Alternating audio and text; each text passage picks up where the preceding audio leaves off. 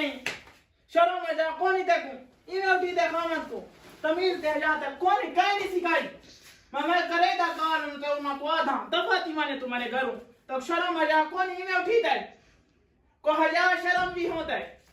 शर्म ते हया उका कोनी मैं करेंदा पे ना मामू नु काल ते उका हया ते शर्म कोनी इवे उठी दे सवेरे सवेरे नाल खले चा के ना तू रोजे दे उठी थी ना कुछ मैं मामू नु करेंदा ना काल तेरा इंतजाम करवाइंदा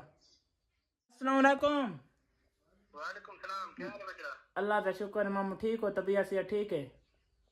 खैर अल्लाह खैर करे तू सुना ठीक होता है अल्लाह का शुक्र है मामू सवेरे सवेरे नाल आज मैं सुता पियाम ते थोड़ी बनी जी ने आके खल्ला मार मार मैं को उठाए ते ना रोजे दिल जे इकू ना कोई तमीज ना वाले हुन तुसा आप वड्डे वे हुन मैं ना के करा मैं तो तुझसे तो हाल पूछता पियाम पहले मामू आजकल हाल अपसेट फजर फजर नाल खल्ले मार के मैं को उठाए मैं बता 15 मिनट तेरे को लांदा पिया ते इन समझाने आए भाई कोई शर्म ते या कर जिया साओ बस अल्लाह पाक करम करे इकू इतना तमीज कोनी मैं तो आख ही कुछ नहीं इकू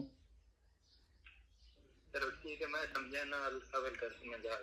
ठीक है चलो ए इतनी को जरे दी को तमीज कोनी सारा दी मोबाइल चलाई रही है उका हुन फजर फजर नाल मैं को खल्ले मार के उठाए मुनी को समझाओ ना मैं को का ई में समझ मोबाइल मैंने देना ए सारा दी मोबाइल ते लगी रही दा बिया कोई काम रोजाना जो रोला खती रानी का फायदा है इन जना होंदे बजाज खुदा इको यो समझ नहीं आन पे मामू फजर फजर ना तू जो खल्ला पे मरेंदियां में चंगी तनी भी की थी ना खल्ला मार के हुणी देखे मोबाइल ते टिकटॉक चलियां पईन मोबाइल ते टिक ए मो सारा दी मोबाइल यूज कीती रही सारा दी